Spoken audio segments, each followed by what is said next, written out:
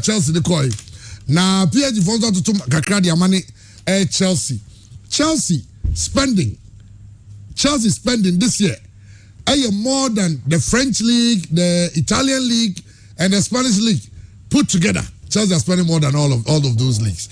Chelsea, out of how many players? 17 players. It's also Mujabi Kwamamoko. Omamo Sokono, Yahon Samadeba. Manchester United, late move of Sabitzer. Abranche Roko Bayern from Leipzig, you know. And Koye, Bamre Basse, injuries. Abebe Munoneche say, I was say, Ericsson injury, no credit through. And Manchester United, yes, and yeah, Sabitzer Omokofano. Abranche is free kick go to tour. Obashi is here. Tiantoni did not fair for Swan on your free kick. No Obashi. Yamasha Hunsam. And then somehow Abuano. Liverpool. Transfer window way. I say, Angela and Tomaka say, maybe Americans almost say Gakpo. Any other players. We ever. It's in the you better run the area on Sabendra. EFL Cup. Semi-final also. They're trying to say Newcastle are in their first major final in a long time. Anyhow, this is what money can do. Football is all about money. Mekai, Kwabena Abuad is the writer, SWAG president. If you say football, you can have the best coaches, you can have everything. If you don't have money, forget it. It's way at Newcastle, and Newcastle but against the winner. In fact, it's looking like a Manchester United Newcastle final. But Manchester United, only Nottingham Forest for the second leg to play. Said and also ABC Ako. And no, Sally to say, Nino, every remaining somehow dry up one of Randy Cassias, and you ever run not your room, what you ever does call air transfers. You ever fear. Coach B, or say, national team coaches all Ghana, not a bribe. William Namkayo. Coach, you coach, Ghana, in the Ghana Premier League. Coach or Ghana, I'll say, national team coaches no bribe. Jesus ya. Yaba show some said Zebu one Vladislav Veric. Omo yabani omo. In fact, any ban fines. And the amo so draw blacks to be a commerce and run it to just say man or Jemfi. And also yabani no for some games and you some fine no. I want some eba. Hearts of a new striker. Albert Yonde over Kayenra. Ya the children son ya so Jumadiano so. Ya want some Ghana Premier League. Match with 15 matches all, and they can find any mediama and airball Legon cities, any hearts of folk as Santiago Gone Carella, Ninano, you will remember share a home and some and their cake home. Taking government out of football is not right. Cabinet Japan, former MBP General Secretary, or a huge football fan. In fact, he knows the game. Omo here in the sports allied days, no. As I the designer cracket. Sports allied days, no. Cabinet Japan, no more cabo, I just say, all duty. Almost say, F in the brave, just in Naye, and Rom decided, say, Omo ye are buying every bone, no. Yabasha some, Yabako Morocco, so Andy, then you study Gadam the Sport Obama, or at the invitation of the Moroccan FE. On say, Wakom on some palm, Moroccan FE, no, or no, a chocolate to come home, or my inviting Zebra. Obabe guests. Oh. World Cup Championship. And they the ten say Moroccan ambassador no they invite you know arrangements something they call the 5-star hotel move. But say why you now say there maybe I'll quit there. Or I said wow modern more and the credit study got the sport bank was reading come up now and of course so or have facilities the Moroccan FA and your bina cabo ye Moroccan FA no Casabi no Cabu had no account say capital for election capital for and the year obedience so and now buying the go you be capital for so yeah football for any man have a years comes here by moi now this is Ghana Medical Association called by Ozomen Skada. What's the Capital Association of Ghana called by Ozomen Skada? It's Omunya Brassier. Now, when you said you've been in from also, said you got a Miami football people. You see, the money men, oh now, Pisca, a man for year, and my husband, Pennyphobia, Kay, some Dodaka. What I didn't never run near me. Ghana football said the Honsam City and the new proposals. I have Basia increased term no. Na term no, me say almost 4 no credos. Because I was on Bombay 4 years, you know. And those some say 4 years, jensa. Na sa suggestions near Yinana. You be remna Yasha Honsam. Christian to say, Chama, Bibiana D. No pay the nice one. And not with the Niger for no Jira for Neom. I'm to tell say Panza Niger for no way simple sano. And our Jira for you, Mokra. Pasa. Namisha and Niger for when they see 2-0 simple sano. Aye. And your bon come and you. Nyamian Ukraini. Usha any Niger for bono. Because the Niger for Bobo. It's like a man be a Ghana. No man, Omana be more like Brazil. But so Ghana we no advance to the next stage. And also say man was saying no, Chama mo shada nya disa. And Nigeria for Chie 2-0 na semi finals omo Algeria. Algeria nso mo ba ko, omo show mo num. Enumo. First half 9. Nyame na Nigeria chairman. Sie Nigeria for ne ko she Algeria for a kebegidu. Se Niger for no to aye kokwasa ene e bomodi na e she Niger for yi ene e qualify ko shia Algeria for ya one rank ajidu eti dia ntimi qualify kwa no more like a blessing in disguise. Se Niger for we she 2-0 a chairman nyamianum Ukraine yembo no wofom e wofom papa. Na the people now say me hu adwuma no enso betwa ayampoa no much omocha umpoa. There yani say they will look at the Ghana Premier League table. Now here's Rona 25-24. No ma catch say league they competitive in here. Oh, your league in there competitive. But what kind of competition? Sir, brofo. It is competitive. I mean, let's be honest. So we have the situation where clubs at Tataswa are competitive. At the same one class. Now I abon phoning one class. On my exams, when you're 50, when you're 49, when you're 48, when you're 47, when you're 50, so competitive. But what kind of competition? Oh, let me see. It's competitive it is. Yes, in terms of points, but a bad competition because standards no from. All the Michi standards no form, but we a teacher near me there.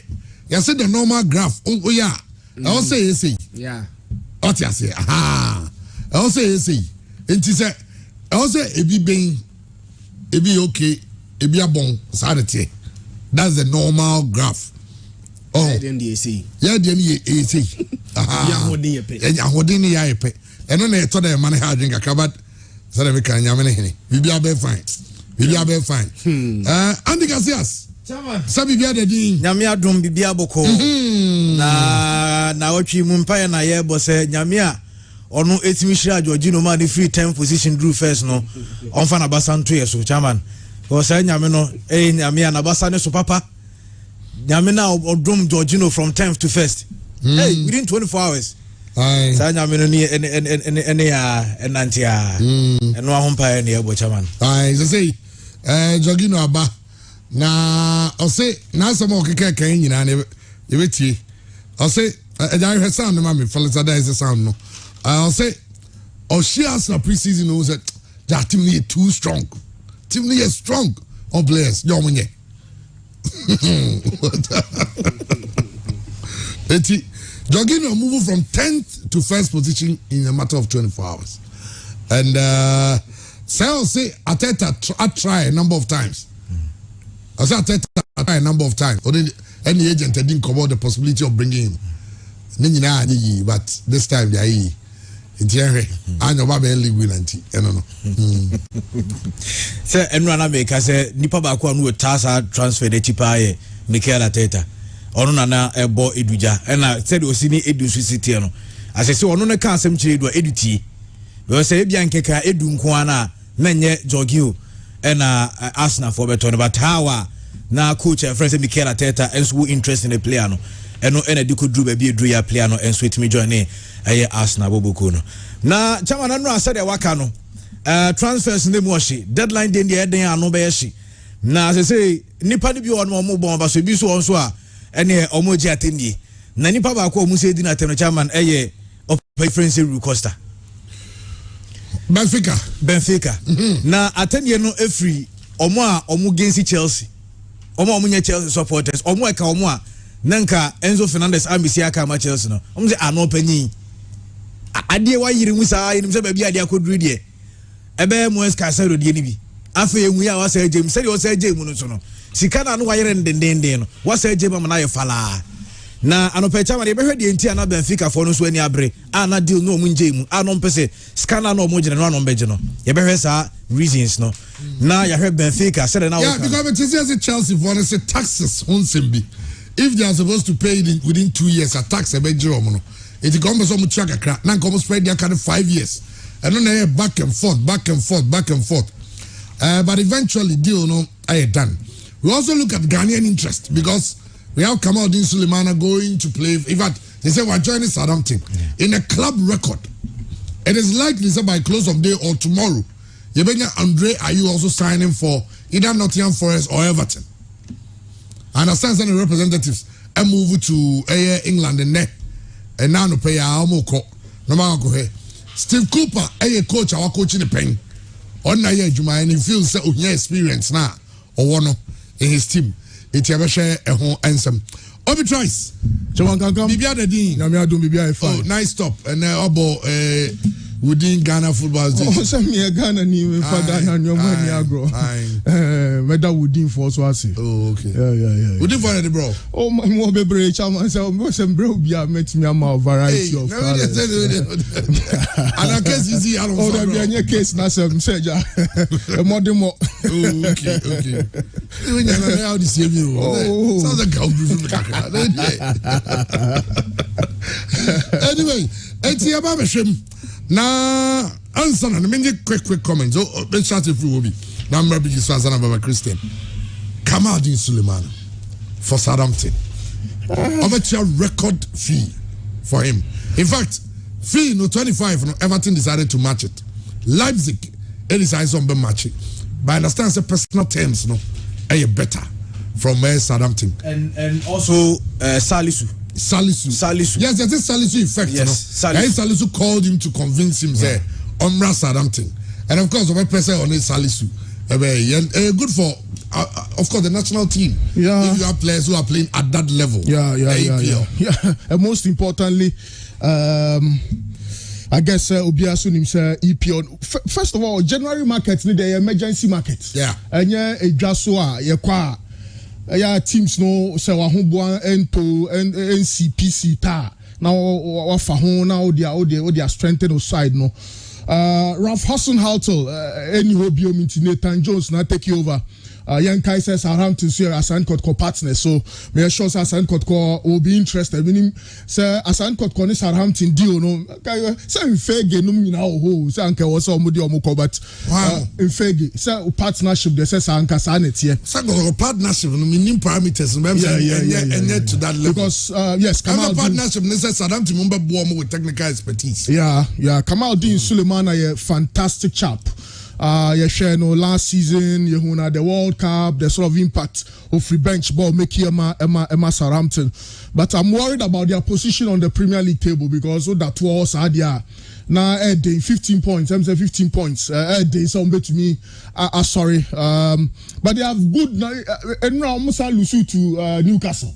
Newcastle team Ukraine even without Bruno Guimaraes Sherman red card still now I'm make it to the final. So there's Che Adams, one of my favorite players, Theo Walcott, Joe Aribo, Carlos Alcaraz. Some boy we no Argentina near Brent Alcaraz we no mentia say teams no any Midna Niles, Ward Prowse, Lucini, Stuart Armstrong. Jinapo, no so and Linko, no, and not too bad a team, but of course, there's the attraction of the Premier League and all that. Sika, for example, Chelsea, no money teams, I cannot make a Premier League, no January transfer where I say, oh, financial fair play issues, you know. Obia son and kakra. In fact, market bia January market no market bia and shut down Tobe Brace 1 or 2 additions be for the rest of the season. But there's a Southampton side of me are desperate to escape relegation. And let's see what he brings, especially on the wings. Very fast player. Southampton football no bad. But I still don't. I name it. The entire moon to me enya results no free or more. But that's another Ghanaian in the Premier League, and to have him with Salisu, have him with Partey, to have him with Tariq Lamptey, and a few others in the Premier League, Jeffrey Schlupp and all other players now on there. At least we can be there. Southampton will games kakra mu ebe to me. For example, Southampton Chelsea, Southampton Brentford, Southampton Wolverhampton Wanderers, Southampton Leicester City, the Southampton Spurs, Southampton Man City, Southampton against West Ham United. In the next 10 or so games, Southampton will tough opposition and come out this so Southampton crack relegation. I guess side experience, this side exposure, and I just hope obe maintaining the level. No, now Southampton crack relegation, and then we'll see. Obenya any other club, maybe a Leicester City or whichever club will best survive. Biano na waka Premier League. But waka a good squad. I mean Jordan is in there, Mate is in there, Antoine Semenyo. At least your core, a certain core of players be or more Premier League anymore. So whichever coach be say Hector Cooper and Chris Hutton, so call when your players are your French players, or be an impact player of some sort, a money team, no, and I guess I need some Ghana football, I need some Parma Ghana football. I wish Sanka Obenya team be a war throw kakra, maybe a West Ham United, maybe a Fulham, maybe a Brentford, maybe a Brighton, maybe an Aston Villa, but you never know. I have movement. So be your move now to for I know I careful kakra because Abrabona Gasano unim. Yes, so there are a number of factors and probably consider. Absolutely. So the move from the French Liga to England in itself, no, improvements. Wabo Rene from one of those right to dream guys. So Norgeland, Ren Team B, then to the Ren team proper. Now with Remo or Southampton, bigger league, bigger platform. Young shed you also. Paul Scholes, no money. Michael Owen, no money. Roy Keane, no money. Gary Neville, no money. About assessing based on the fact that January transfer we no impact signing player Ben eba best Samusha Brahmamu. Me sure say supporters ni bebre so GDS Abrante we no. Cause problems, especially on the wings. I'm a team friend. I'm a team friend of Southampton. So, young shed the award Dachinim, Emma Kamal Din Sulemana. Biggie, great signing for ever Ghanaian players. You have a number of them in the APO already. You Tariq Lamptey. And ever heard live on Facebook. Omune Gusono, Ghana players now. There's someone now go EPL him now. Your Salisu, your Jordan Ayew, your Amate. Salisu for Southampton, Jordan for Crystal Palace, Amate Leicester. Now Kamal Dean is Salisu home. I was Southampton. Your Tariq Lamptey initially about someone who be moved from Brighton. But Roberto De Zerbi say a part of his plans, and I'm saying you also a number of games for Moneyball. Now from the Championship coming into the Premier League. Bournemouth. In fact, Bournemouth take a Tuebi, Converse Zaniolo from AS Roma. Your Thomas Partey playing for Arsenal and Jeffrey Schlupp out to what quite a bit in Champions World Cup. Also Ghanaian also bought in the APL. So good for our game. Chairman, no make us say Obiti say Kamadin Sulemana in terms of quality, Abrante no quality no. The only problem I mean was the position of Southampton. But where Southampton so problem Paul man facing this particular season, I say players also munya goals at the team no and my team Gina baby also to Ginano sa goals in back and from Southampton and said na OB Kano. If you get into the January transfer, chairman, you should get players a quick fix. Omo buy and a problem ne with team no omo buy service our problem the amount. No amount that goals are over here to get to the level that you would want to get to. Mean to be conclude this Kamadin and to be faster numbers and fama. But I Kamadina or battle with injuries kaka any inconsistencies because I started Rene. The last time I was a full season I was Nordjylland about 29 matches or share 10 goals and over 14 assists. It is a player about 29 games. Now Obe contributed 14 goals and a Diama a teamer. A chess player and numbers or move it to that of a start Rene. Or buy in the first season about 20 matches. 20 matches and or share 4 goals and a demand start Rene. And an injury and or core sidelines. If the Kamal didn't know if only he's fit. No, you're consistent. Numbers now open here and a branch anybody to the amount. This particular season, on share a lot of game time, but at least we're about around 14 matches. I also know what to me. I share a 1 goal and a diamond start Rene. It's the problem of Southampton. Ayo goals now, Mano. The big question is, will he be able to contribute to that goals? As Southampton being outside in the our level, no? Because the Southampton we are talking about, chairman, this season after 20 league games, the top scorer is a midfielder, James Ward-Prowse. I won 5 goals. Chair Adams, I won 4 goals. And I won Joe Aribo, any Perraud, I won 2 each. And the Southampton. It is Southampton major problem. Ayo goals are Emma. But then again, Coach Nathan Jones after that saying who said, "I'm moving here goals and sign a level episode do what do there."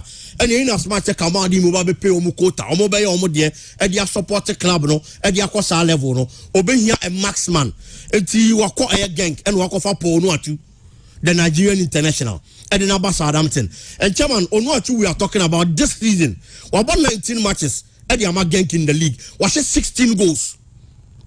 19 matches, was 16 goals. And when you're such a striker, now Obama that target man. No, but me replicate this form, no, out of the Belgian league man. And not just this season, he's been one of the strikers. Why are consistent our Belgian league? There have been seasons I watch as much as 33 goals, 25 consistently. 21 any idea Ediama gang. And when you're such a person, now when you come out, you want to get it to the best of former. I believe it's about Southampton, but the problem is, come on, free France ever. It's an entirely different league. Time near the Suka Kabe, when you play a Biana Koya, no, I had that instant hit. But we can only be hopeful, say, as Ghanaians. And you might be to be a Koyama branch, and now, at the Southampton, may hear anymore. So, met me a few relegation zone, no, or to me, the Sadia, no more push Abestro, Nanyama Koyama branch. Well, a good signing for Southampton. In fact, Southampton to, I mean, some escaping relegation, no. I'm signing 5 players now. Some of them are signing 6. If you are signing 2, and it looks like Everton one and signing. Christian, quick one come out in signing. Anchor relegation. We are going to have 8 Ghanaian players in the Premier League. Yeah, that is amazing from a Ghanaian perspective. There, Sebo season na se unya Ghanaian players maku watch. Ebo the English Premier League there. German nke ya nisa, but the obine a big kind. Me no mo ya adwina ne say.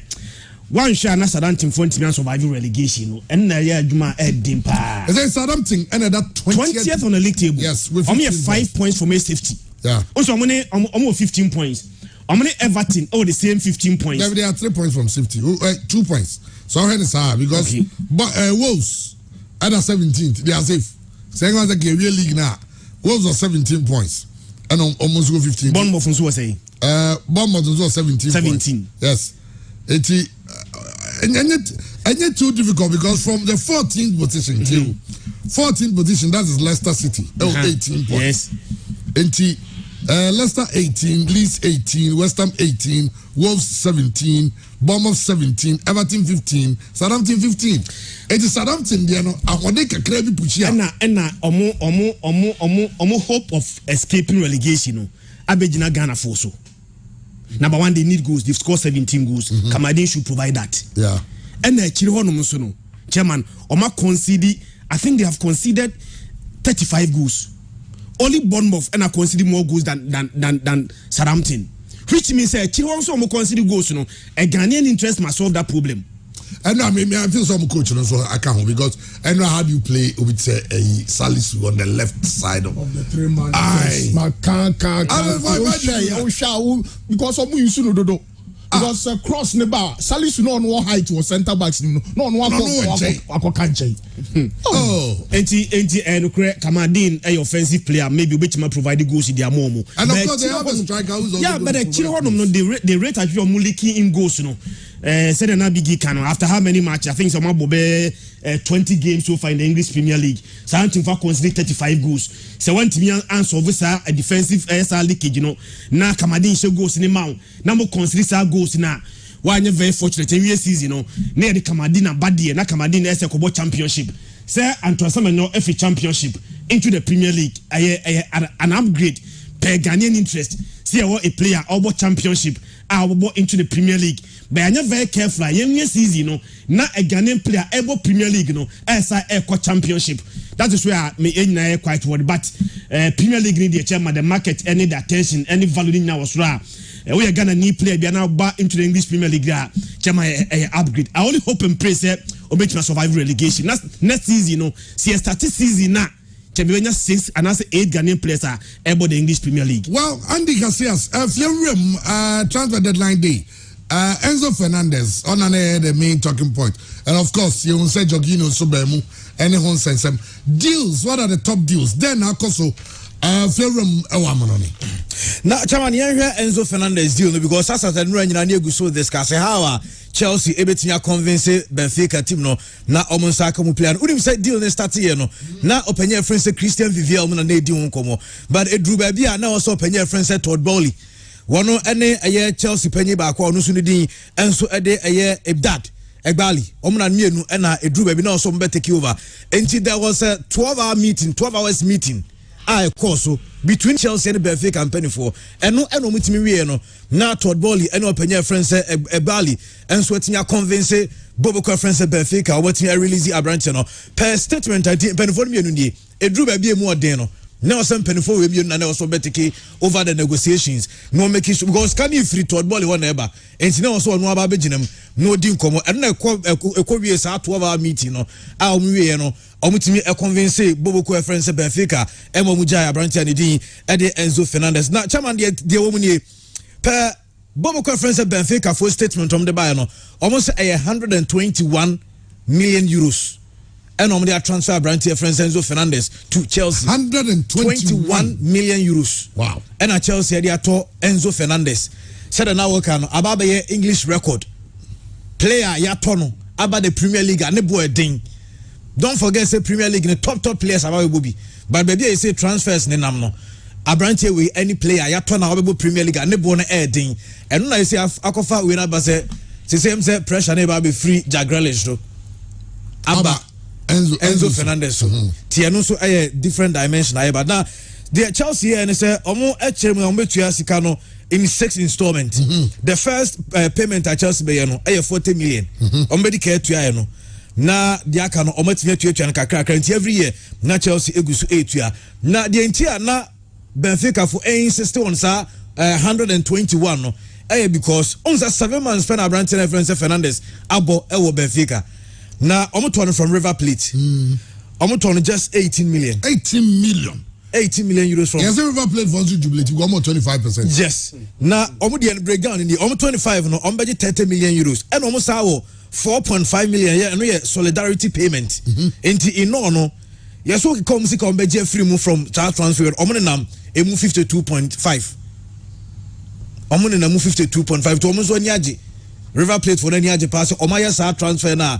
Almost our clauses in shame. And Chelsea in Swaba. Almost Abeka Prana. Jamaniaka about said Premier League players I told my boarding. Now a Jaraba boy and I have said a list no is here. Yaba sounds over here Chelsea soon sign inside just this January. Open your friends at Todd Bowley. Aye. Near South Sudan 2 transfer windows. Players are Todd Bowley ato. Tayadikama yen players are Mabesiaka in the Premier League. And then said Sika. Yeah, they are taught to our players no Ediaba Premier League. Okay. And say the medical cano. Abrante we ena elidi. Nediano in pounds 106. Nediano 106 million pounds. And Odiaba. Followed by Jack Grealish 100 million. T and America said Akofa San Command Ban, but where's our January transfer? January transfer window no. Chelsea adio my young Chelsea ni. January transfer window, Chairman. Enzo Fernandez, £106 million. Malo Gusto, £30 million. Noni Maduka, £30 million. Mykhailo Mudryk, £88 million. João Felix, £11 million. Andre Santos, £11 million. Benoit Bediashile, £34 million. David Datro Fofana, £11 million. The Chelsea spending this window £321 million in January. In January alone. And now more spendings no. Now top 10 January transfer clubs no. Top 10 January transfer sika teams no use no.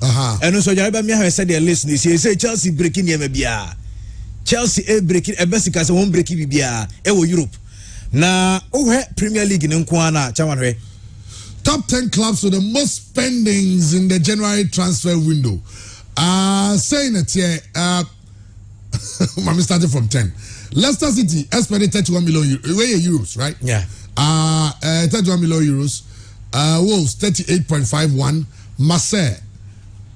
Okay, where are the whole of Europe? Yeah, the whole of Europe. Okay, Marseille 40 million, Leeds 41 million, Liverpool 42, Newcastle 49.35, Bournemouth 56. Arsenal 60.3, Southampton 63.25, and at Chelsea 363. In fact, and then Sky Sports obviously Chelsea has spent more money than the Spanish league, the Italian league, the German league combined. Now Spanish league no the January almost spent just 20 million. Now Chairman where Premier League no adeba be from 2017 adeba. Hwesika eba January transfer windows now. Premier League clubs no. So from 2017 clearly figures no cost through the Wow. 2023, I got £780.1 million. Can you put these are no? We all the battery more and go calculator so. Okay. Because from 2017 to 221. 2022, Crown Echo 322. In fact, they're dropping from 2018 the cost so they drop it by 2020 okay 232 but where they call Chelsea Chelsea are spending a lot of money. Yes, Chelsea are spending a lot of money, but and the end comes to Premier League teams almost go Premier League team phone crown or team phone in Mr. Yaman phone Timasi say be a team and team kesiye because imagine say Bournemouth a team making an offer for Zaniolo obi obo Roma. Now, Mukacha said they are paying double twice. Scar Roma Tubiano, they will pay double. Bournemouth, Ghana, Hanketi, Kotoko Royals, no. So on the Miche. Europe top 5 list in total expenditure. Scar was spending. Premier League in Kwa spending 79% of it. Which means every £100 million spent, and I say every 100 million spent in the transfer market. Premier League in Kwa spending 79 million of it. Now say Omunya Sky Sports one German former administrator or since they say the target of most of the teams and they say they almost groomy players just for the English market. It will two players oversell it to Premier League. You have your budget for the year. So Benfica. Yes. Benfica say Dortmund where the Premier League for no Dortmund got this almost target and say almost English boys up no develop you. They say Jude Bellingham say Liverpool when you bring to the level so I'm be funny papa nyina ejuma wo academy no scum be je no but it's important Chairman football minim say Ghana Football Association for your pension for no be more madwen abaso a Premier League ayeka ho asem no investment I'm telling you enya local that one me say Premier League teams no me say be me ensape and England for ankasa dia no American Chinese Saudi Thailand from Bournemouth to Aston Villa to Man City to Man United to Arsenal to Crystal Palace to Liverpool to Leicester City, all of them are foreign owners. So, Ukraine football, no, I don't know how it will happen. Maybe in this country, you bet me Ura Kwame despite no Kotoku Royals, Dr. Kwakwoti, no Ajikin Faisal. that is the only way we can progress, Chairman. Because me sure the Premier League for no year no ne a point kura a drink kesi ya omo dia fa ho a bit financial fair play no. Because Chelsea for sika ya omo spendi me sure say na Florentino Perez ni buafu papa ni one Laporta enti no person me omo Super League no because. And it was smart because this Sky na players here at Chelsea for to talk Tony Scott spending no. My strategy because even in the case of Enzo no, almost 10-year deal. Yeah, 8 years. 8.5. Then there's another year option to buy into 9.5. Into Akabi Bosumi now granted better Chelsea 10 years. Yes. So share Sika omo de 40 million. Into sa granted near 106. No Tiamu 40. The next 8 years, no, Otiamu 666 crown no bet me at year. Me almost say next season, the idea we know, in penny for a bit. Banker at twice next season. Can Real Madrid for Benjamin Bassa for the Humbayano. But you know, next season, Omoma Untia, Auto player, Untimin to beyond 5 years. Yes. Oh. And we to Akran 5 years. Premier League now is the papers again as you have. Yeah. After just 17, near 5 million, 3 million, 3 million, near to be. Oh, they say the winner can be jet here. Now, they say, baby, to say, have you Tabas Negu Spanish League, you know? Come back to your way. I'm Spanish class in so both. Say, acquire, not Basa for so much crown betting their 2 players, but still, also about some balance your books. No, you see, the problem is a survival. Chairman, Todd Bowley or Tony in penny for no consultancy, no more to Chelsea say 2.5 billion. And yes, Kaketwa. The Omoy and Roman Abramovich crying you. Roman Abramovich, I didn't say, or ya Takum, no, or ya big man, or no one yabi. He general transfer market. He's picked the best talents in Europe, the best young talents. Yes, Enzo Fernandez, as 2 years ago, Krano River Plate Team B. But Osha Badia Shale, Osha Chuameka. Sure, make up me share 1, 2, 3 boy way. So twice to say or the next Paul Puba. That's true for fun and I mean Mudrik there. I'm say amazing talent. Yes, the potential to ability to crowd them say a linky or panisa. So the sort of investment you know. So what is the plan? Because technical team no system or the porter in no more Brighton in Naba sporting director. And even Osho sporting directorship structure now, or more director in charge of international recruitment, or more sporting director. They are building a certain empire. And Minim says, baby at Chelsea Dano. They are also more prior Champions League. So man, nya Champions League slot and no more ya bokakaka. But ningina no bokapa nyakakra. But well, how that will go. But Cecian Comodian in our quest, Graham Potter and a bit me Jumana because some Chelsea players no Baku friends and or said Drakey. Malu no Drake. Yeah, Gaston Malu. Sending me Drake. Chelsea have to talk to so coach is some fear Joachim Love. Do I put pressure on Graham Potter? Absolutely. And Potter OD 3 years for Brighton or they build this our team no. Omubenya butre amano sa 3 years no say ball no more experience with baseball and America on long-term contract butre kakra. That is a bit of a challenge because my coach is a Luis Enrique Ofie, Joaquin Low Ofie, Tite Ofie, Zidane Ofie, Minyasho said 2 kilometers out of Fanaba. Pepe Bordolas, Pochettino, Rafa Benitez, Paulo Bento, Paulo Sosa. Coaches be Bresiki Akono Muninano. Oh, yes, Siki Akono, Chairman, Eco transfer market or Muretine Pau. Opa click is here, transfer market. Coaches available. Black Stars. Retine pa. Okay, yeah. Siki Akono. It's not me born deal. Okay. Yes, because Omobe check you also coaches available on the market. So that's where the pressure is, and I'm sure, sir, Ceciano, Mr. Graham Potter, minim so no signings there. And what is the expectation for this season? Maybe 4th champion because Premier League ni GMO. Senior Pep Guardiola Asanton one Cancelo no the Arsenal for League no. Cause man no me nim there had and saying say no si ton the best players no mentias here I will be asun to me carry no ha dwen na wasa lusu one Cancelo Arsenal so bifia po Jorginho from a rival the Arsenal for you no who pa so former sorry no a Chelsea captain who say Jorginho vice captain yes what for Chelsea vice captain a certain point come also or captain Italy rather. Yeah. The only problem is that penalties not missing a World Cup. No. Some qualifies no. Now over some when one penalty more best play. Your penalty there Bukayo Saka there. Jorginho. I feel magic at Teddy. Oh yes, smart papa. Some player now in Saka no. But back to Chelsea. Let's see how they fare. On in terms of results and find money potential no there but time will tell. Time will really tell. But Graham Potter na pressure yes, talking about pressure on Graham Potter. A massive pressure. And that toy bowling so actually say what you say room now we need time for coaches. Obenya time for coaches say bian kwansa get Thomas Tuchel. But looking at all these players, I was not making about Spalletti. This is a Spalletti team. Give this team to Spalletti and you are done.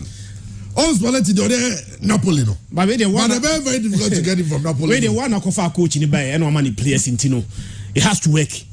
But Adebakwa Todd Bowling so ya. Me sure say Chelsea for nyina Genesis. Time wa Chelsea for Elusu Roman Abramovich omokofa Todd Bowling bano. Chama say na Chelsea for no shada very happy. Because normally say enyesi kanibia na Premier ni. Ultimate top Premier League club abra unisika and the nokre. Obi obeto Premier League side bi obi owusika. Be nyo obi na beto obetimi spend it. Be obaye in less than 1 year. Sa do na no mo sa fear.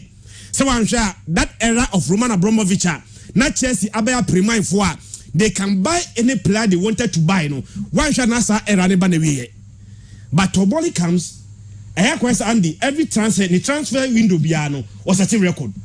On says Samano on the top and I went away was a top and in less than 1 year the amount of money pumped into the playing body in Quanum cost £550 million and for a Roman Ukrainians had way say Roman buy and said less than 1 year or spending £550 million Todd Bolly buy and chairman 1 year only 1 year.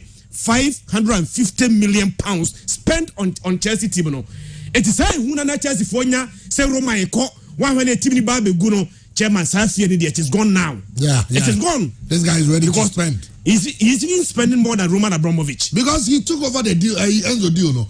I'll come back and forth because at the point not tax component no. And I buy problem and who's a crew baby. As I was to play American tax one them that. That tax component at the point became a problem. Someone about your tax because Benfica was on that tax because so now what's that? Or no, I bet take over because on this can and massive. Come on, Enzo no so no chairman anymore.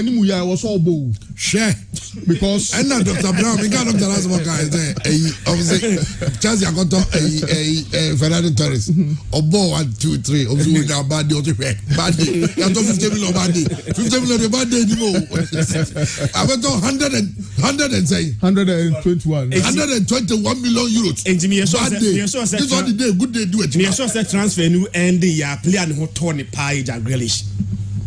I say pressure free no so say Enzo na beji pressure no and he need to so a team here especially knowing said there is no N'Golo Kante said Denis Zacharias Wepra into options na akoka Conor Gallagher and Mateo Kovacic Gallagher cried them so many number pam no Everton call home that means Gideon Sheda nimu Everton them say Moshiri nzikara sana because na Chukwu Emeka into midfield nimu ai hakakra me sure say Jorginho went to me am Obebreni and N'Golo Kante prano and say Enzo so no World Cup no ever say boso me back no dey agini din sa no and a Champions League akra or boy and san World Cup no he has to perform and the problem is a different league I'm say weekend your money leads never bebo. Chelsea near Fulham, Chelsea, Fulham. Everton dominate league leaders. Chelsea, Fulham will player be Friday. Brazilian physical player or trouble or fifth no check the team midfielder. Enzo no so on call gym there. It was a gym no because Premier League no and one price tag no obi cry be shut down why just scan no obi be ye bibi cry mo hu say look or person o ma hu say o cry no say ni so what of all of the signings Fulham Paulino yeah Paulina only bo papa yeah, Portuguese, only more papa. Obeha Enzo first start. I don't know. Some man realms are in terms and number man at na bench kakra. Hey, 120 there. What's na bench there? Because I'm not. Omuwie na. On say no na ka say omo the arrange private jet. Na ejare benya ni image na omo confirm deal na airport. Me ahwe no. Omo confirm deal. Agora wa dis kan nyina no. Na Enzo Fernandez na airport aye check-in. We are seeing on the scabon ho. Alright. And your private message on the ticket and go find no private. No, arrange. On the line. And I'm so arrange private. Okay, you are private. You are private. You talk bully. I'm just going to go private. I'm going to the line when you prepare you. Because who do immigration? Who know how? It is under the private and now you know family. I'm not quite made or private airports. You know, I'm a kind document private airports. Into mo land baby nipa bebre landing no. More Okay, money pack you me about private jets are that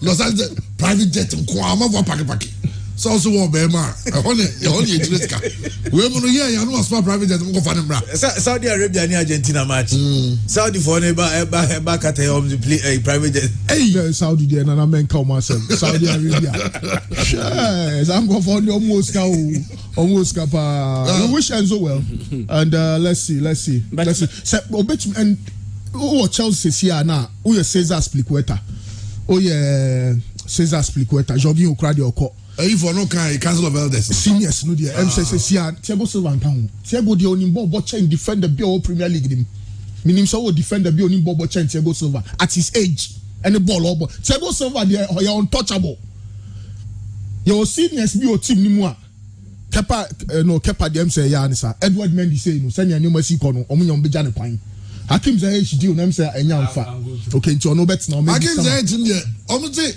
sabi where's no muzu ni yo PSG for where's no muzu ma Chelsea no I tell for mo fan chemi for my west but what was it Chelsea for him crash for I'm telling you omo say three times must send you wrong documents 3 times. How many play? I'm a player no cry no. Christophe Galtier interview. Obonidi say omune na aka details ke tuwa bi no mawi. Player no Paris 2 days. Obviously I'm sending first document no. And I'm from say document I'm sending it wrong. And I'm so hold on a minute. Yes, send another one. E chomo kwa do mo say document na boma to wadum so. Omo say go fire. And no so you wrong. And a third one. And omo gina phone no so someone send it gina someone send it. Almost send the third one now. And you know. I don't say wrong. That's almost say Chelsea for the action. That's it. Chelsea for attention to Enzo Nipa no so send no. Or no deal with Enzo. Just one small boy. Try mommy. But how many this number Ben Amen? PSG for I don't know why they needed Hakim Dama. Of course, Hakim deal no. Hakim said, I understand say. And not only for the footballing reasons. I mean, make a political but business side. Because he was very large Moroccan. Absolutely. You were Paris. Absolutely. They felt that and also will give them that economic capital. No, all right. Say ticket but deal no Chelsea for Ayama adina ye. Enzo number 5 JC jogging o JC no. Number 5. Calculation na chef. Yeah, chef. Okay. But okay. I dey back who ask me my attention about so maybe I'm did between a platform so Ghana transfer how many players in the year 2022? 515 footballers. The combined value of those players now is $17.4 million.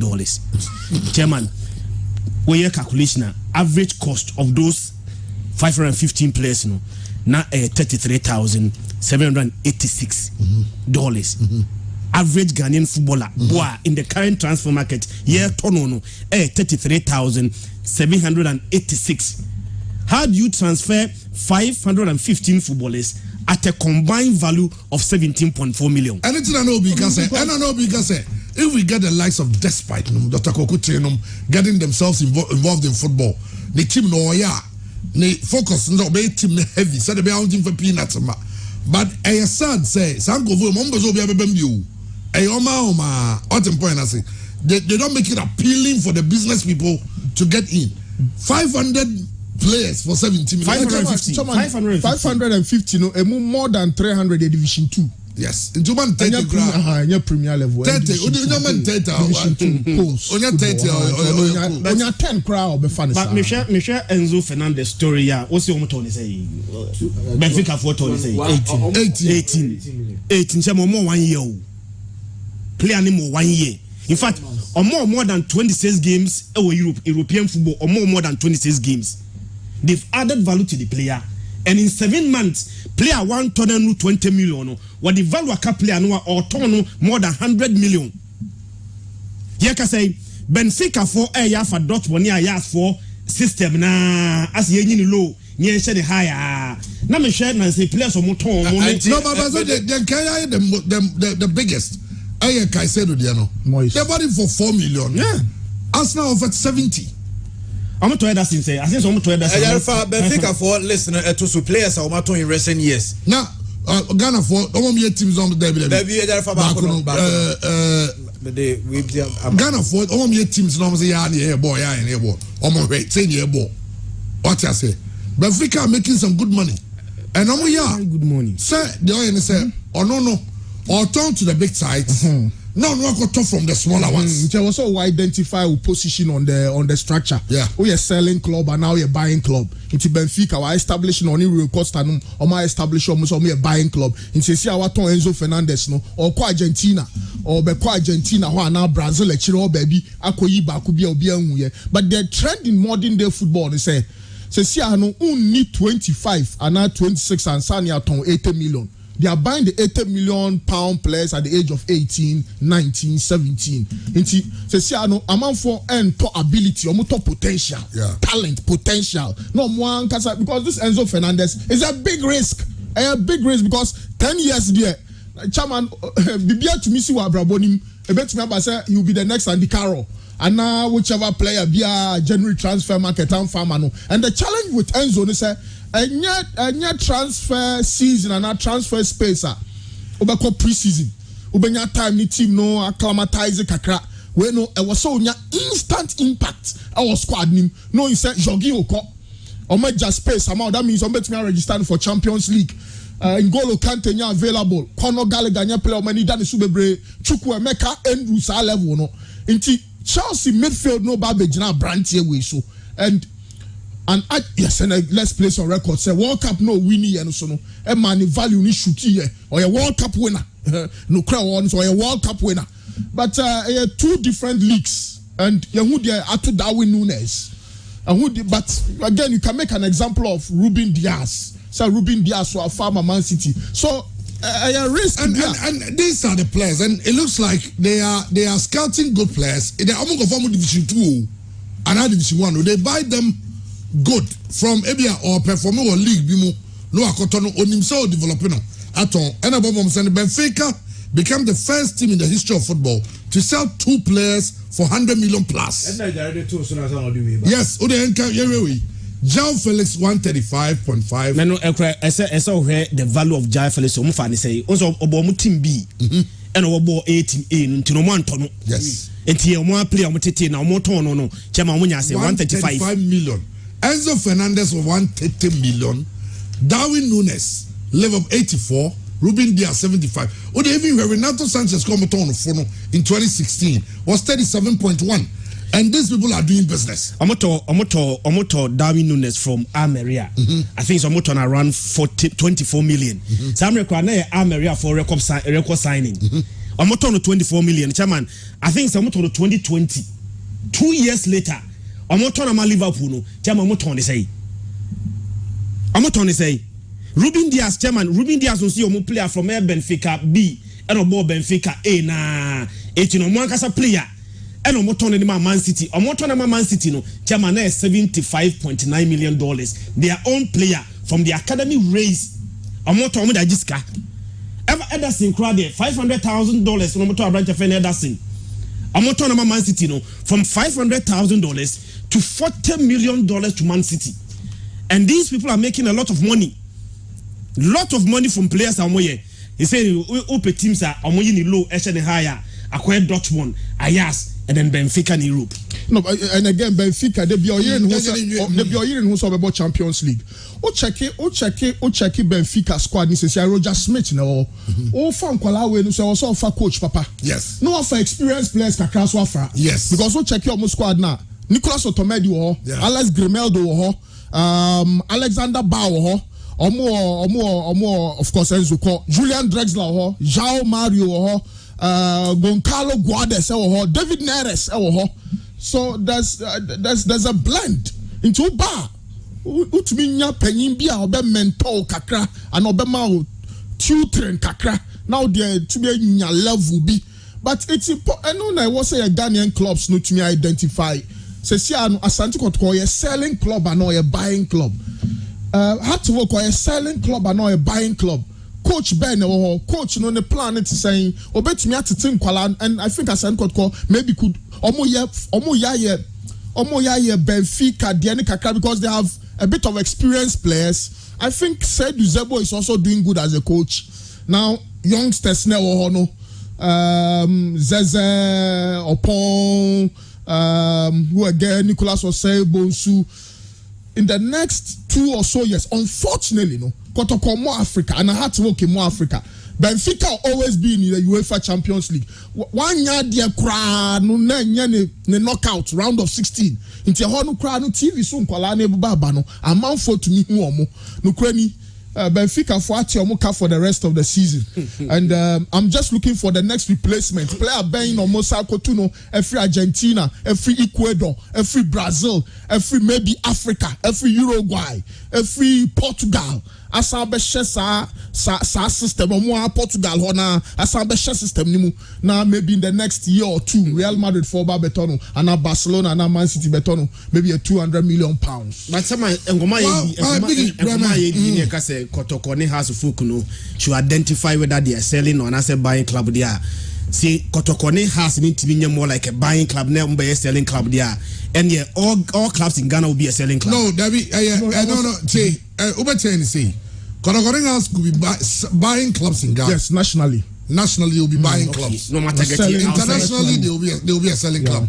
And one is somebody you don't say they will buy the best players in Ghana. Add a little value to them. The best players here. Now they're Kojiska. Now, even there were African countries, the Togo, you buy their best players. Now they're not competing in Africa. Then you sell your best players to the Alis, to the Zamaleks, to the Esperance, just like Benfica are doing. But still you compete. Yeah, that's the difference. We sell and don't compete. Because overturn replacement, like a Jegukra, setting a ton 1, near top 5, actually, on the Adnago. Yeah, then you're certain right. Big Ibrahim, quick one, because Andy Onye, Andy Obibri, and Nakukorera, he was answer the player open as a Chelsea power, say, oh, Chelsea team need the player, heavy pie, Jogino. And I'm saying, on your Chelsea player, you move. No, until I say, hey, sir. Your video, no, I didn't voice it. And I'm not Jogino, so there's all the name the Chelsea doesn't want to have a guy. So I'm say, Obi say, that's how I also me. Okay. Chairman, club it is a Benfica. Benfica tenase and washene ho. And one who say, Europe and a but Europe now you want football no ebisu chain into the likes of Chelsea, Manchester United, Real Madrid, Bayern Munich, Barcelona, Paris Saint-Germain. These are clubs are ultimately compete. Liverpool, any idea. So what are we also going to do? Said you better at least we have to dominate. You dominate now at least in your league titles near there.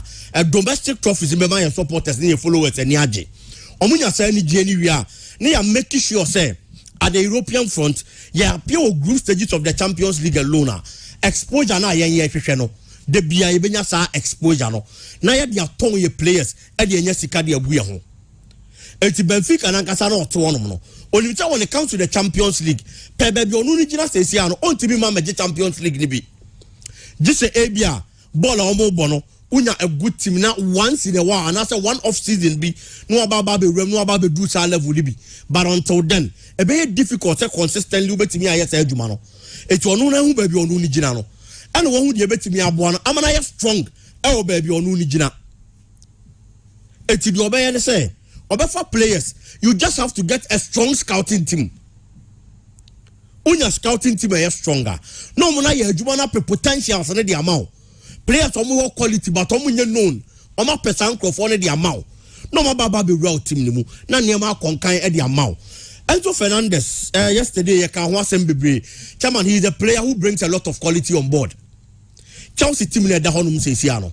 Abrante ne ba no he's walking straight into the starting lineup Chelsea position now Enzo Fernandez bebo which is the defensive midfield role players omo boss our position as it stands now enya available with Chelsea the only person I know honum Jorginho says as we speak out of the club Kovacic say the number bar a makeshift role na yamano Lewis Hall it is a makeshift role and I amano and it is a player near to around 121 million euros now Obaba be Premier League anymore expectations in was so but you have no option than to be succeed the Yama club no because Yedi Kayaka said the January transfer window doesn't give time and when in time now we'll make it that particular move Manchester United at a point now more problems and Omokofa Bruno Fernandes buy he came in January Bruno Fernandes buy from the same league was an instant hit eventually about half season but he was Manchester United's best player for that particular season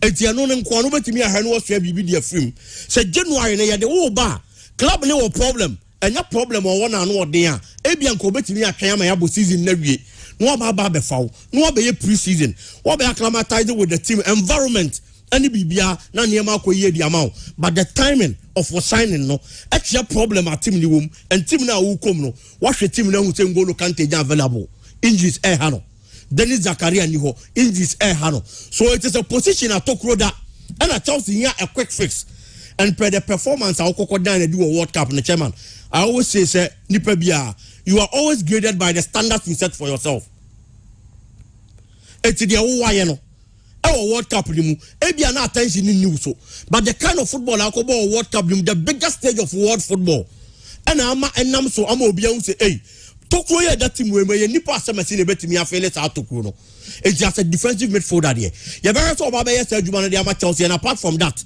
chairman the numbers our Benfica team this season in the Portuguese league and bad sir at least he's gotten one goal as a defensive midfielder of which Juma apart from that offensive duties was assist 5 and the Yama team no it's not just doing the work of a destructive midfielder and that's almost defensive midfield role no now on sign for Juma and linking between the defense and then the attack but at least attacking options into so one of our corner no it provide the assister Chelsea has gotten a quality player and it's only time and a bit me actually say a bit me about and our own team more because no matter the kind of quality a player kita and also no matter uncertainties ever player carry chairman and your performance or current club and the numbers you have given and obi be so no dia ba be sign and the performance from Benfica any Argentina and the numbers or dia mummienu no clearly HSR brand no quality no okay it's a time e bit me actually say obetimi abo and I say on team more. You ever try your hand on Friday? You ever Chelsea the Fulham no? Andy, so I say na. Chairman, you team Makukwera so no Oshutu advert. The only Pima for Oshutu advert na no in Arsenal colours. Na oni Mikel Arteta ni. You see oni Edu. Welcome to North London. Aye, welcome home. Welcome home. Yes. Oshiabukayo. Yeah, Oshiabukayo. Oduriye na Oshiabukayo Saka. No. Baby, I'm one year a team training grounds. Call the one. Call the eye. Now, of son. Aye. And yeah, Emirates. Okay. Now, Chairman, okay, Everton for us, and okay, Andre Ayew, dear. Sir, Andre is still on. Obetimi sign him Everton, but Enra Everton, closely transfer window, Everton supporters. And Jeremy Everton supporters, no, where? I do This is our club, not yours. It's time to go. Can write out. Almost board for you. And almost could not training grounds anymore. Our more protest. Almost a game against Arsenal. On say Erika Casasa game, no catcher and Penifone and Womma. Now here we are. Board for no or more I do images no mattress here. Lies. I say when say Moshi interview be early January. No, and okay say best strengthen squad no. They say no man they are looking at the January window. Na oma but I said man to bia. Oman to bia. No was Anthony Gordon. Anthony Gordon now. Oye as a bright spot room no. So mama ne ko nti and I'm ever to won say one relegation no. But almost say Andre ba be boy. Yeah. Ti Andre dey no more enti em so no kwani players so many doms but Arsenal so no aye ka so mo let some players of can write on a chairman. Team onom so onko no. Friend William can write. Say can write out. This is our club, not yours. It's time to go. Okay. Now, over them calling na ku. I saw Kwaran Bednechi. Some said you support the team na ne ba no. Or the Tiakra we ba to benyini no. Never to know will not come him. Oh. Will not come him. I to obey you no. Corners. On say will not come him. Aha, sanity. We. Answer the Kwani Jan Kranufi. So I say, aha. We ga kra ba ko na so eyinim no. Yeah. And you Everton. Or Everton ni. One can't just say any asante. Everton a year or no to go in Chelsea ni. On the Matland this year. Na ne battle. Eko school by the band is on Chelsea ni beam. O say there was this Kwanzaa support MK Dons. It's up to Milton Keynes. Adanya say do P na MK Dons players na the coaches in there you know. Never be P almost school. It is a Kwanzaa and Milton Keynes. MK Dons no support. Ati say. Ahanso teacher ni no go P gwara hwene. Yanankasa na ye serious overhaul of your normal Bible, your educational system, your constitution, because there is some Bible. I say, boy, I say, status goes is selling. How is he every president? Was he free football? Why for no crime? Because without buying, there will be no football infrastructure in our buying, BBR buying. So we get them involved. Now buying for no sources on my drink. I mean, the Obi, you know, okay, see, fasting, no? There is no fasting, more fasting. Aha, no man, because maybe I'm boy. That day, no come be special about. I can say, I'm fasting for last time. I can't say, oh, fasting, say, nip, but you want to say so much. Yeah, I know. And no mom names also a bomb pie. I no problem. Go, and yet, Andy, okay. Me honest, but I know transfers ni be echo so. Say goalkeeper Keylor Navas, and so I completely a loan move to Nottingham Forest. No say Spurs, Tottenham Hotspur, no much. Tottenham Hotspur. Some problem. Oh, goalkeeper. Who got problem? You know. Keylor now I call Nottingham for a better Premier League move. Keylor Navas Beckham. Keylor now no matter Brazil 4-5 Philippe. Yeah. Omubeka Premier League name. Now Conte koto players wa koto Pedro Porro. We number 2. We player bia no koto. Goalkeeper we ni Clement Lenglet ni one Davison Sanchez on to center back Papa B e mani imagine chiro wa koto number right back. Pedro Porro. What difference would that player make? What difference? Well, me perceive who difference par Pedro Porro or a good player, right? Because 3-5-2 formation, you know, wing backs, no, a combination of a fullback and a winger. And Ivan Perisic, Juan Guadrado, Victor Moses, Ashley Young, Stefan Lichtsteiner. You know, those are boys. But Spurs ball now, Heffian. Oh yeah, Nimho no Hurricane, no make. Do baby quarrel the Kulusevski in the ball. Right wing back no or Emerson Royal and our Jed Spence or Janukwan and our cancel the hot in also contract on also Atletico na ko pay player goalkeeper no make that bone or pay defender or intimidating or be wow or some number 2 and our thought we friend saying Danjuma. Na Danjuma eshe goals na yeso mono. I don't want to survive it.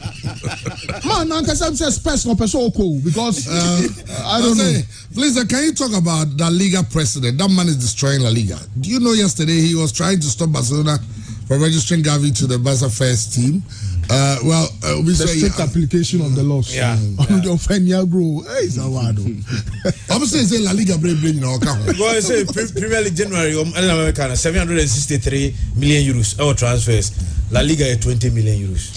Once financial fair play in Chiwa, Man City or the Becocas. Now, say 2-year ban or say the more money I acquire fine. PSG or the Becocas. La Liga have you tell us now and FIFA plus UEFA or no crown. Man, no, wow, La Liga ni I am pa because anke ni monyam we num nyina La Liga fans o ye ne to Enzo Fernandez ye to players ama Florentino Perez num nyina no obi aye cool obi atwen obi because one more boys can no na akoye the ball mu ye na man on twe man they say cross osa do mo ko appeal Super League no also omo we ni omo case ni say UEFA na FIFA ain't mean sanction in the club or person participate and also man you say they won't test obesa so they are to play akura tua kawie na bigina na bobo anu was man register what to play na tua kawie o what tua kawie ye ni anya dia na Wandoski tua kawie bibia wie jama pa kwa no boom ndi kwa me nyisa nke yende he says had kuma buy say mo man mo 1 year loan ni please can fan register players na La Liga ni lusu so many stars nyame anu kweni be 10 years ago me kai some rebia ye people were the 11. Not all of them were from La Liga. From number 1 goalkeeper to the 11th player. The best players in the world. 11 best players in the world. No minina La Liga. That was the time when they rated La Liga as the best in the world. By now, the real Premier League spending attracting all the quality players in it there. Won't you make it the same argument for La Liga? Say the best league. And the thing is that they are attracting top players from other leagues. Yes. Even to their lower teams. Oh, I don't know me care about it. And Nottingham Forest are attracting Keylor Navas, Philippe. World Cup, Champions League winner. Yeah, PSG player. Watch us here. Look at play. Mr. Matisse Bournemouth. Costa is an Yolo. Namdi A.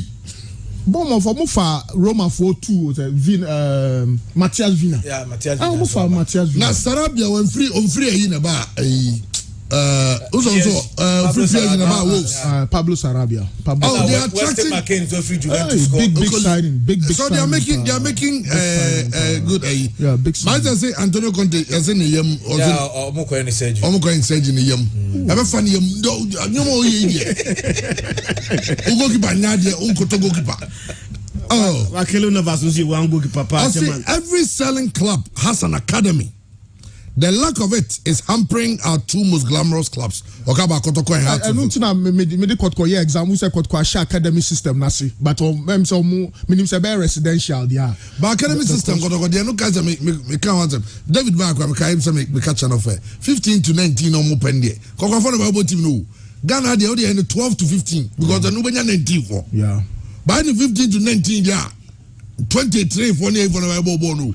And they say a lot of agents no well after the last time yenya Michael Pearson wa hani yo could Freddy no mo ha it's a problem omo power with a lot of African players omo nyeni e age no omo nim boa na ogidi omo nim boa etia no mo pe what's the deal African boys who were born in Europe and as African boys are omo migrating them no for instance bi anema ne papa tu kotra brochire no oye at the age of baby 7 8 9 10 ground, we okay because always at that time there was not even I didn't know teams that got to 8 so and I declare. But when you're 25, when we're secondary school, minimum kwabia, or we 6 form, every training college no under 17. No but Ghana under 17 no bobby. So how them 6 form, where we 6 form, every training college 17 to any age about the 30 something, but 17 no jam. We na body holding bibia kama so I know do run the shed yes shed to no on that na kwen nti academies no say any year what for were very strict on who age and what for him the normal year no mo pe BC set any ade o mo pe no ma ko waek acquire side investigation because at least it can give you a clearer understanding and a picture of the range of the age because and that's obi kade we school secondary school trewa na say the go through no antrefia what you predicting the age plus 1 minus 1 margin of error no and until the referee for me kai Dr. Randiabe ebe referees committee chairman ka say obeso mo cleaning impanyfo ni free system nim referee bia for the birth set mra birth set ko nyina na new birth set new fresh new I'm telling you and no him say even abrofo no kra no so obi afale amaneba ene sad na okọ embezia okọ new birth set ko a omtimi request for akra no weighing card weighing card and then the baptismal card that's what because him say never can no kra no referee for the omo fa kire eko like eko her say obia so say ni age ni ti no o so feel like school akọ ene sad nyina and omo pogo like man database no search here referee for ni bi ni age omo de buy no na say owie ss no 7 years no 7 years owie secondary school owie JHS no 3 years because eno ye chiti said be obenya the chance to stay in t cheating so had the growth of our players anyhow much about appealing to the international market and into the wafanum they say wafa they don't care about the premier other division over the relegation zone they don't care no more the government will say they have built trust with European teams it's almost sell play how many players in eco because hano this will be to bribe and son abonti and I know your major factor or the Andy Fasio why but Manchester United was here in Kaomudie Mr. Sabitzer yeah Manchester signed Sabitzer because of Ericsson injury no and the Cairo Adaroma ti now say Manchester United is okay come untienra ti player ni oba oko airport akofa flight aba Manchester eno se ba be hwe honsem yenya Sadiq Adam the sports Obama ewo omku sisi obi the unse Sadiq na say na ni kasa onene ye interview bia no ka about the good things Moroccan fini ya was say others it's your invitation from the Moroccan ambassador onene din komo we na Moroccan fini invite no so omra no me hwe nioma omo ye ne sa ne mani nyina there is this video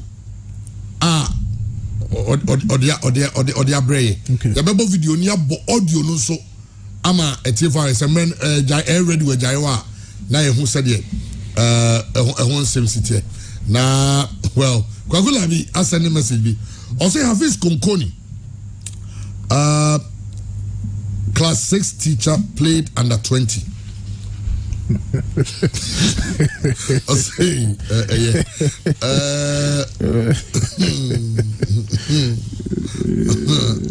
okay now they say the hottest year about this year ni menim say FNA they say homophobia nkokod bi man ana o mase so madwe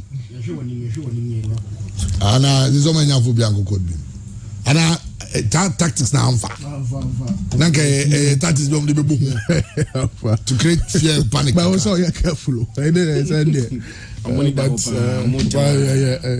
oh okay I'm sure someone for the two of say look coach Asaribedi ako or say national team coaches no omoje bribe or say omoje bribe pa assemble kakura izigano be omunimbo mu coaches ngala lomba kambe semfanya juma ana media bonus atam mu na de no kura wasa mu kamumonka odi hard ne pa o Ghana football and say coaches discount and fa kan ya mo boma hard mo wo kwa de ni wo ni pa say coach yes and to oh you know the fuck coach nya fa na wie no and I'm saying oh and also me play me for we ball we see the turn I don't present it ninga media for me ninga that will be in the cost and you can me can say me correct match and coach ba ko bi for me and also national team from junior national teams in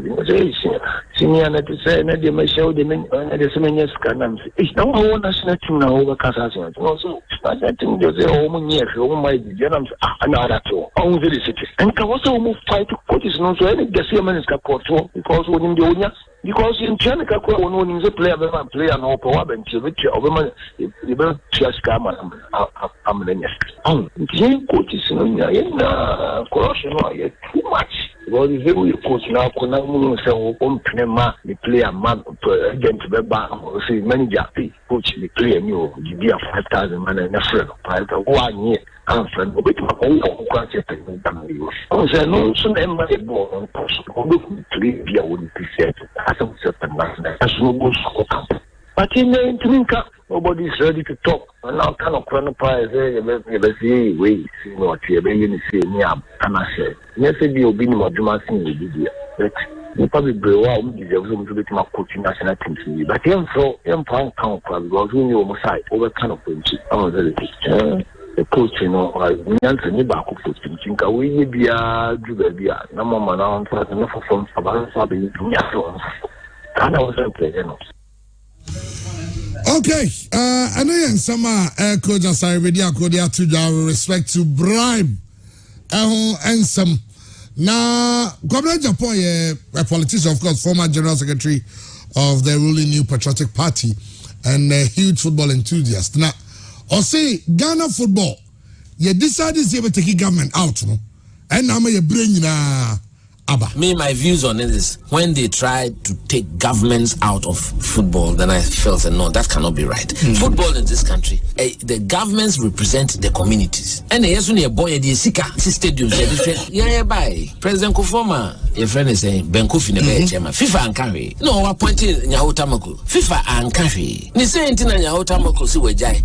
Yes, I appointed from the from so Chinchan and Yankotra by any sin. Me to be former team and I'm saying, baby, I'm okay.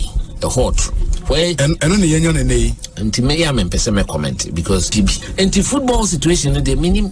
In fact, when the normalization committee called Kofi Amoa, as a friend, I'm saying, look, Kofi called all the former FA chairman, Nana Butler, Jaula, may his soul rest in peace, Wenya Meche, and all those of us who were around football in the 80s and the early 90s. Now, you go back to what we used to have. Those days, governments will nominate 2 people, then we'll go to Congress and select one. Yeah.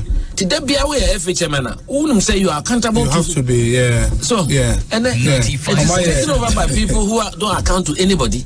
I was a member of the Black Starless and Starlights Management Committee called Olympic Games in Barcelona. I bought my own ticket to Spain. I paid for my own hotel. 92. I didn't take 1 cent as a. And then I say, you call World Cup. $100,000. How? Well, assembly na obedi kwa brother abon tough one. Na Baba so be Christian Biggie. I said 92. He bought his own ticket. On the 2 and the hotel. No management committee member. To the essence, me can't the entire because you guys my Sanse Christian beginning.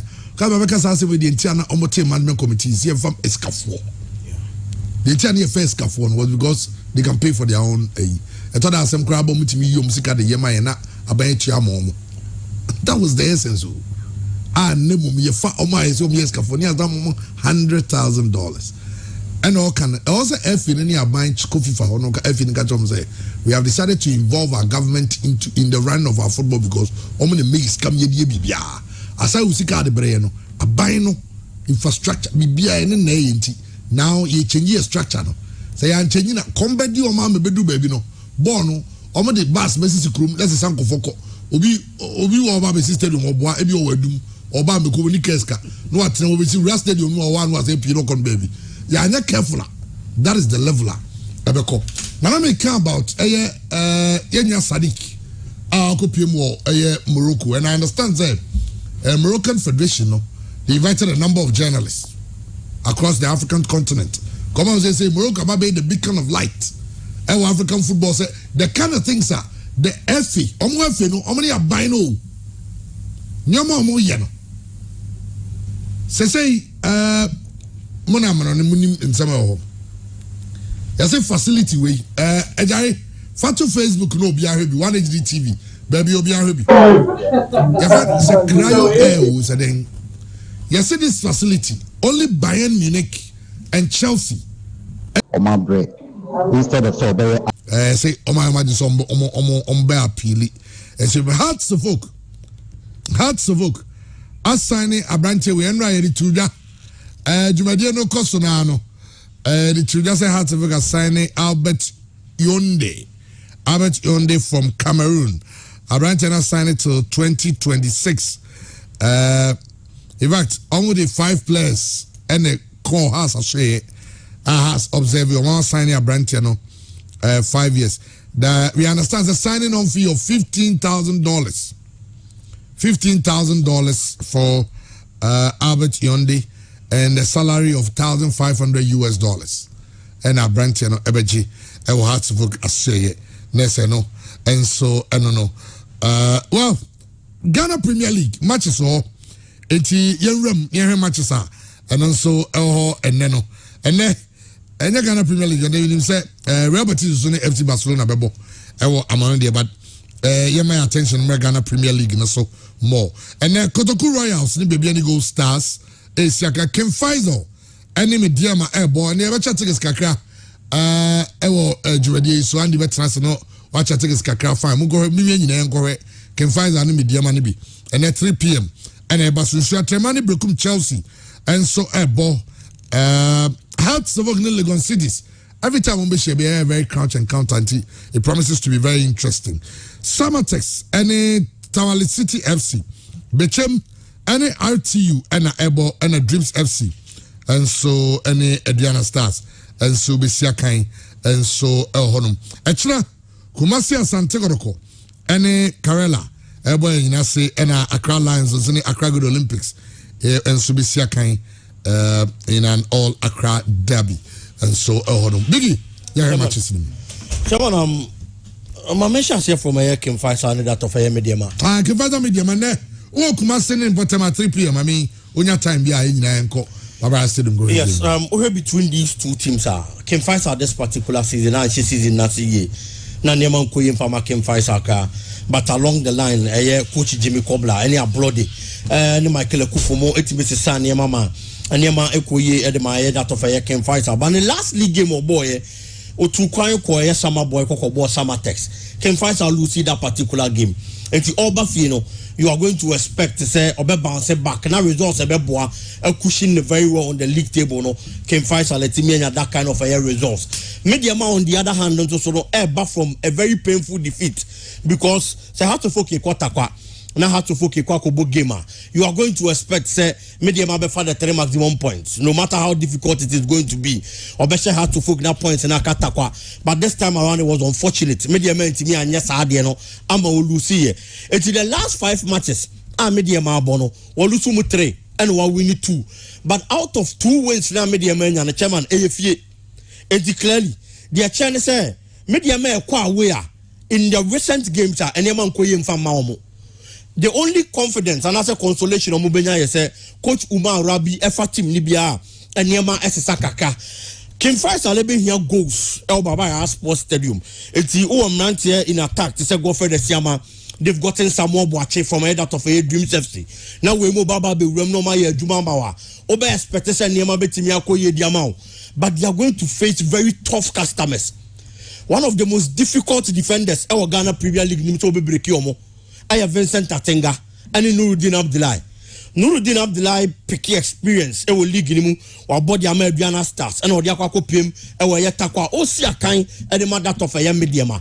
It's Vincent Atenga vast experience. Had to folk and Yababe PM and where Hanumo 2 Kwan Kakania there. Now Obabe Rema and found on a ground scroll on Bobo game no and found say Baba Yara a Ken Faisal home. You have the men on Betimia Jumane Diama in midfield. Mediama Ebeba with a Jan Vita Origa. Another experience a defensive midfielder. Omo Wakwasido Sunom, El Hormon Betimia rely on. I am going to expect to say Ken Faisal be call with the usual 3-man midfield. It's Ubenya Aye Opoa Frane, Ewon Finfi Wonum, Ubenya Joseph Gordon, Ewon Finfi Wonum. Now the creativity of Baba Yaya, Ebetimia Juma Diama Ken Faisal, no more making sure. Some of us supply attackers now with the balls. Ken Faisal actually one also have the men on Betimia Juma this season. Joseph Adu Juma branch a friend in China and that of a year Apasula where actually say Kim fights on the chair, they've brought that kind of stability at Team Libya. Some of the media do not that results. And it's a difficult game looking at the loss I made the Amania or the Babylon game. But Chairman, Yasikra might be an Indian. And I'm expecting at the Babaya Sports Stadium, Kim Faisal should make it count. No matter how difficult it is, at least goes about Buama Kim Faisal for the 3 maximum points today. I was saying Kim Faisal because this season they've played customers tougher than that of a Yemidiama. Oman really be, but if you want moment good results, how to folk and they can fight a game now the Babaya Sports Stadium. Arguably the best Premier League game this particular season. It is a can fight to me put up such a performance against Hatsufoka. Now compare the two, that of Mediama and Hat. Now Hatsufoka a difficult customer than that of a Mediama, but can fight to me trying a pointer. I'm expecting at least a double chance for that of a Yekim fighter and bad, but they have to try and then pick the 3 maximum points. Legon Cities and that of Aka had to folk. Chairman, had to folk races in Biamuna or Legon Cities are a difficult game, but and then a double package of a difficulty and I had to folk Kwakushia. Apart from Legon Cities game, a difficult, the manager only in charge of a Legon Cities, Maxwell Kunedu, and also a difficult. Say how to focus to me a bit, and for 3-4 days in here, how to focus supporters on social media. Alan Chia campaign say Obiamra all hands on deck because Maxwell couldn't do at your match and they would have to try and then get results over that of a Legon Cities. How to focus back from a result, I say I very encouraging, very refreshing because Okotakwa on 5 results, Papa Ma. The last time I shared here was in 2016, and that was the only results. I had 3 points. Now have to focus peke and you free in the Ghana Premier League. Since I made the Mabaye, it is our team Bababina. Some results we are. They are coming with a confidence into this particular game.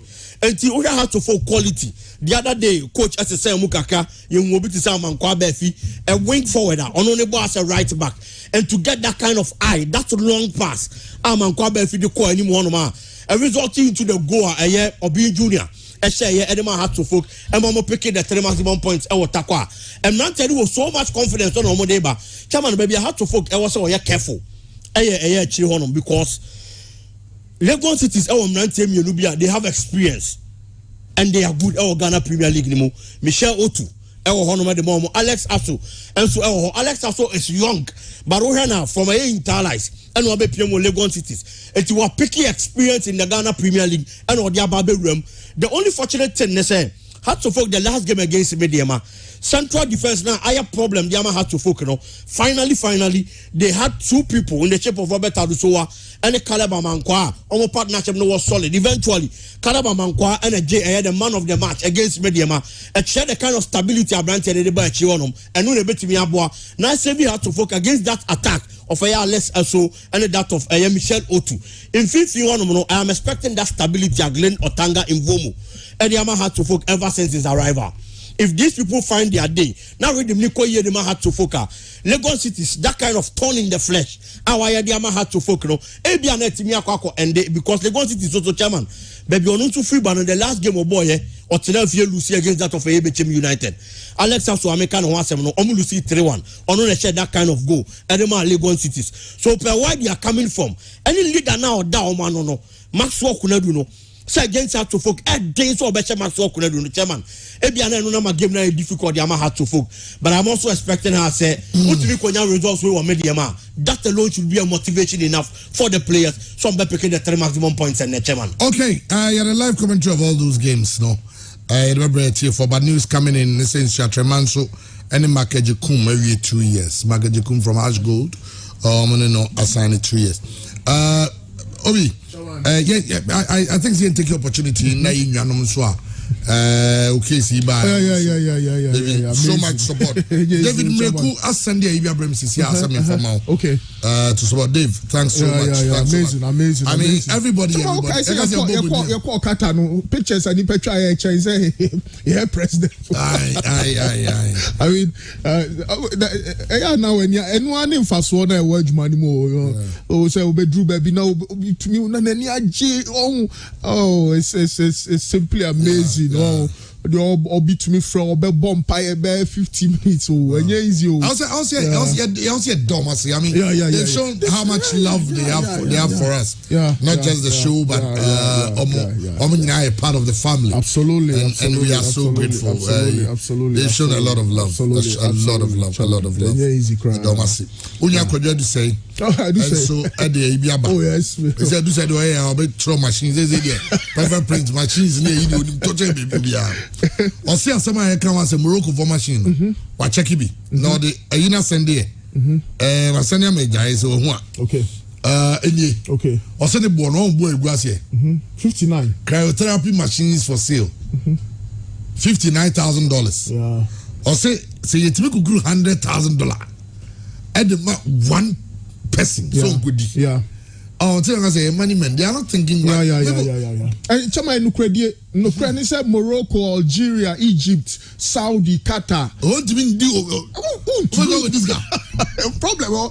Problem now. No. Ube this guy now go share public accounts committee. The bia PPP ni pa ba kwa fa. The bia so sana su one wonti.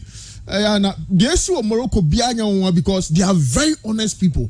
Omunya nkrofo a nani brade o say abaya de na omani nyina de na onu nko afa kotufie na onu nko edi na ye bona ba so ye sikani eso omani nyina sika no odi ni sa no nti that's say Morocco for no say Ghana for call World Cup no ye management committee obi age $10,000 and na ye ne afidie bi say kra wo ye pram ho a ombeka say na nkrofo yi se bi o adwen be na do mutrim yes subai for example in someone coach Bedia can say bribe me. Why the coach you bribe? Administrators no. Your coach be all memoir. Administrators are talker in Naman. Oma talker. Now who coach our for player no mebobo was magical. When munina in Ghana han be your papa your football be man of the match and your papa best coach and your papa best midfielder your papa best referee your papa league champion your papa. Now them, I mean, what's national team? Yeah, papa. Inti, Sahania team. Inti Morocco, dear Sadiq Noman in Thierry Yan Mohamed. Ombehu Nyoma is because they are honest people. They want to help the nation. Ompeso Omani Jidinya no Musweni Aje. Behano Nipano Kwa no 100,000 no Aje. No nam na on nam sa yeah ni bi number baby aye. Huh? I declare. Bila. Nana Bila. I declare. Minimum baby. Jimmy no. Only I think Jimmy say I'm going to I don't know what. Let's Jimmy like a child of me. Nana Bila can take I was a child. Well. A sad tale when you tell it, and honestly, say, when you're my cost where you may an arrow, basically for Cheba was say we only grew backwards, and that's the sad state of our nation. And the Biamekasa until we get a president who doesn't really care about the second term, is how Ghana is going to be, because we are going to change the status quo. Ghana, every form of meeting. You have a stake can any be because first then none of my right and then most say you can't do it. No, the piano was a banya on slow FIFA for sign knife. Oh, Sadian and a FIFA there be we are buying now slow Sadian your make your house. Na FIFA Diana Ubaso T. Yako Waka Beka ya Bonya Kaketwa. Nothing for banning any because you football. You put your house in order. We are not something. Absolutely. And other countries are about 20 million some phone chronima. Share how museum. Yeah. We are not the people yet. We are seeing in a room. And a France president far from say, hey, before you enter my country, FA president resign before you enter. Never for who? More. Yeah, and the FIFA. And I say FIFA. And the FIFA say. And the FIFA. Na you born say ya na say na FIFA. And the FIFA. FIFA no so no one Madagascar so on the Niger so on the Morocco so on the Nyina so their football is progressing. Ours is retrogressing. overcome with FIFA. Arewo. Now, offer coach na untia ne kan onye bribe onye dey. Wafa coach no ye adwuma national team untia ne. Ngo busa Morocco for say Morocco FA president. Anan in crowd from the nachi. Omo players born national team ni bia. Heh. No credit na eni ho no. Eni ho no. O the men musa national team cry. E musa say Morocco form ka mba World Cup. So omo the boss semi final. Omo management committee. Even if they have management committee ni ba World Cup no. Ye ma Morocco for be 100,000. How much did their players even earn? Yet the scanning bar. We are much more interested in giving the money to individuals than see the baby be a football betting me about a man for summer football. Now, after coach, untia coach coach in the Jumama national team, what they told me a national team coach under 17 under 20. Sa coach no better than what did he? Untia can better than what did he? Chairman, what ye? So our man best can told you any now Banuko Yadia, or can't be in Tabanako. Wa uba no umani sika unsha no umana aduane ni na abane kwa abontin ko wiya sika de koto aduane dia kema wunti na abana ko bokro no. So the national team yanka say national team coaches need bribe, but you're making it much more easier for them to do it. One man is catch I'm a coach sometimes 2 years and a 17 coaches 2 years ni enti omuka na ni pani of family to feed. Now in 2 years on fire any means to eat. Don't judge money. Aha. Dabi o. Say I know slow mo aye nti omo kan so de bi omo ba adwuma wo. O say san for na ya kron for. Dabi aye nti anaka de bi oba. But obi I don't know so. Now don't nti anaka no so. I don't know so for the pound nti anaka. So jai. Min jai. Unjai. Dabi. Do be wi aye. And the kind. Mena eno man sana kan so betan kwase atrabai kwase adwuma. And so dem say dey o ya adwuma be anaka. And I don't jump because of my background. And today, some Ubi me sure say a bar evidence need him bar. The other man, a Germany demand and say the person will come and speak to you in camera. A drew critical stage say, I said, me can obey me, you are dance you was you made him present. Well, okay, Baba Pacho. David Baba Pacho. Aye, Baba Pacho. Now, let the good guys say 100,000 and 24 hours go. We also have man cancer. Then I'm here doing seconds. Anis Gaya. Near to my mercy, referee CG, coach CG, administrator CG, and GZ 1 NG. Okay, Goil Company Limited, Goil. Yeah, you need more.